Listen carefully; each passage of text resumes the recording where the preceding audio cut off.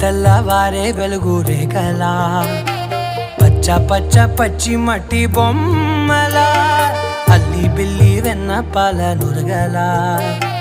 అచ్చ తెలుగు ఇంటి పూల కొమ్మలా